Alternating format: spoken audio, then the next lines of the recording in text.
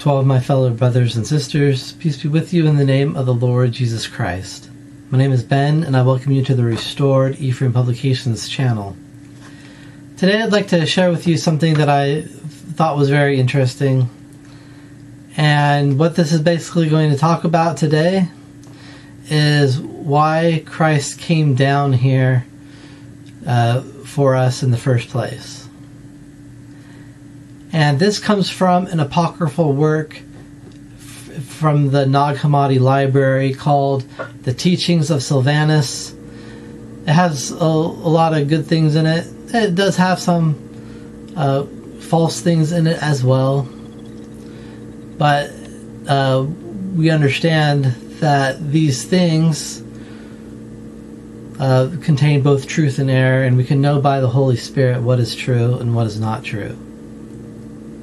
And of course, we can also compare it to the restoration of the gospel of Jesus Christ. Now, in this work, The Teachings of Sylvanus, it is basically a letter attributed to Sylvanus to his son. And in this passage, he explains why Christ came down to us. It says, "And yet the divine word is God, he who bears patiently with man always. He wished to produce humility in the exalted. He, Christ, who has exalted man, became like God, not in order that he might bring God down to man, but that man might become like God." And so that is the passage, and this is basically what it is saying, that through Christ we can be exalted. And Christ made himself like God the Father. He did that not in order to bring God down to man, to bring God down to our level, but that man might become like God.